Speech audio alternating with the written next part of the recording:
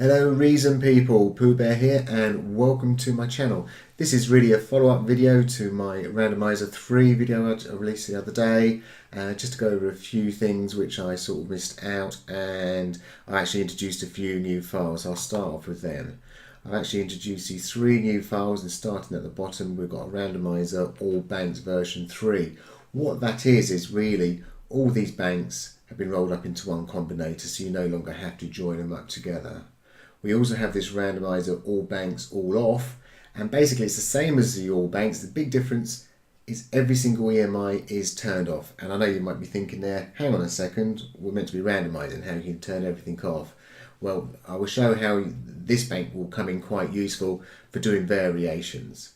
And finally, we have this long-winded file called random full tab delimited text of mappings. It's a text file, tab delimited, as it says, and it's of all the mappings. So at the moment we've got obviously 4 files full of mappings, and basically I've combined them all into this one text file, so it's a good reference. And this is a bit of a step I missed out last time when I was saying to people, well, you might not want to randomize the volume, let's turn it off. What I didn't really show you is, well, how do you find that CC number? So that's what I will go through today. But let's just quickly start off with actually looking at the All Banks. As you can see, especially if you look down on the mini view of it, you can see it's massive. Obviously it's got over 480 EMIs and all the rest of it in it. What I've done is I've put blanking plates at certain points. So here would be bank 2, this is bank 3, and click here, we've got bank 4. A nice little thing about this, or if I actually come to the top, you can see we've got a random button. This one is greater or equal to bank 2. So basically this random button is going to randomize all 4 banks. This would do banks 2, 3 and 4. This would do 3 and 4, and that would just randomize bank 4 on its own. The randomizer has also been designed that you can just start deleting out, say, the bottom half if you wish to make it shorter, and it will still work. So a prime example of that I will do in a second, but let's have a quick look at the text file I was talking about. I open it up in Excel because it's a lot easier to open it in Excel because of the formatting. And as you can see, we've got manufacturer, model number, the bank, the CC and the parameter. I think quite near the top there's one which has got quite a few banks to it. So yeah, this we've also got a bank 1, there's a bank 2, and there's a bank 3.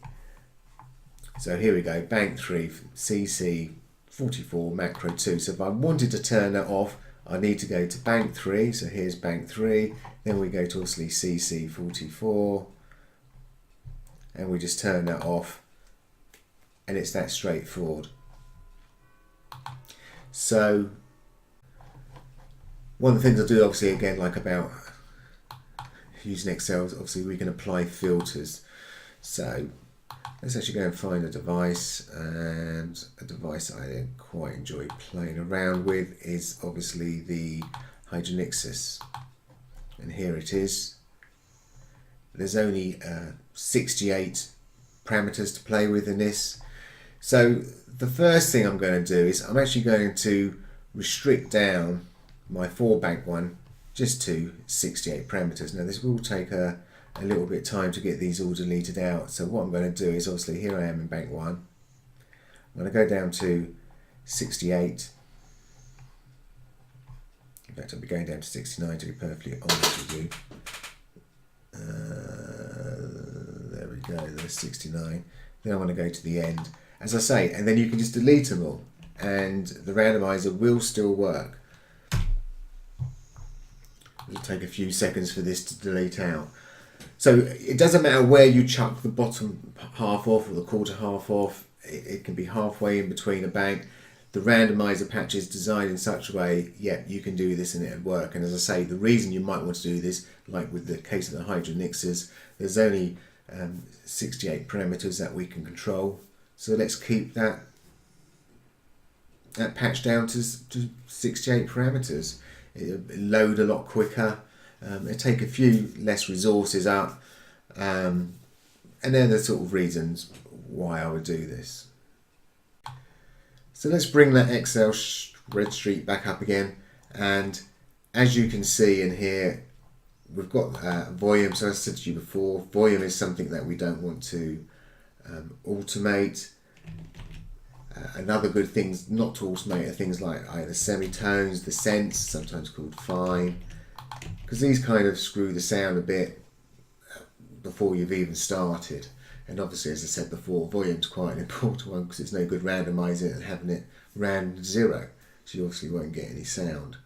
So now, as you can see, we've got a 1, we've got a 21, a 22 and a 23. It is going to be a simple case of coming in here, just unclicking and then going down to find your 21, 22, 21, 22, 23 and 24. And that's all we need to do. In fact, I think the next thing we actually need to do is put ourselves up a Hydronixus. So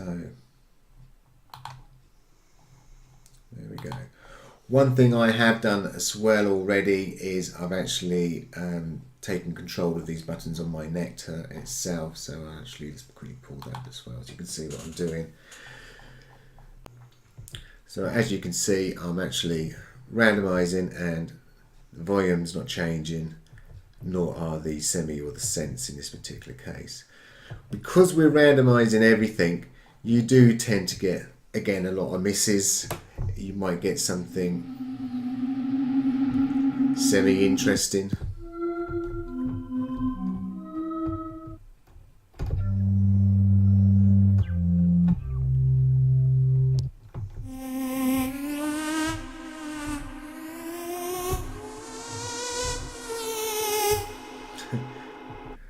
Quite a lot of echo going on there.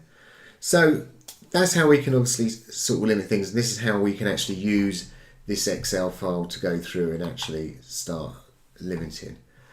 Now, as I said to you earlier, we're going to just jump straight into the opposite, which is the all banks, which has everything of, and I've actually already cut these down. So these started off with exactly the same as the other one, but I've actually already trimmed these down.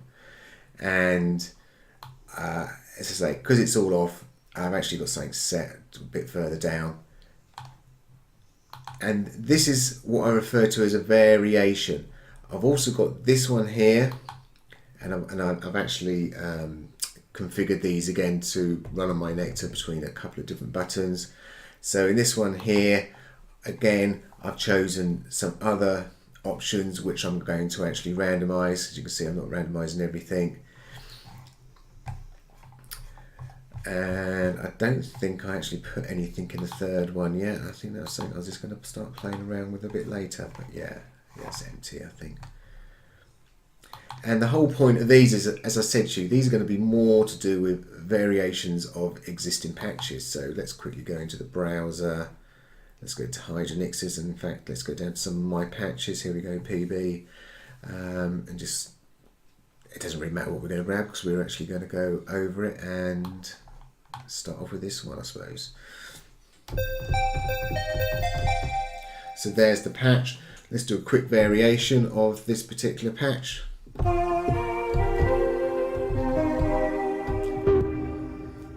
And as, again, we're going to vary it even more. And again. So you can see by doing the variations, I personally think we're getting a lot better hits now.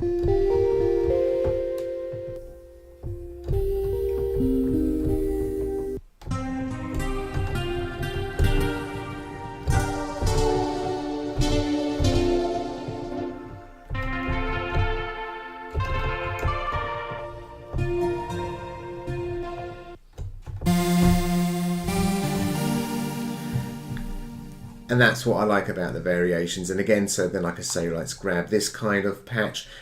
And I'm not messing around really with the filters. I'm not really messing around with the envelopes with these variations. So that's why I'm going to choose another patch.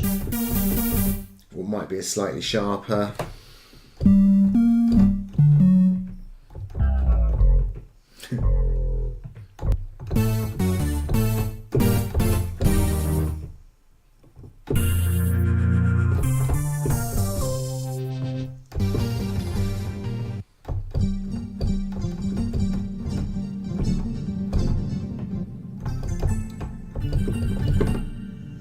And obviously when you get something roughly what you want, then you just need to go in and give it a little tweak. I mean, that's the whole point of this sort of stuff, is to give you a few starting points.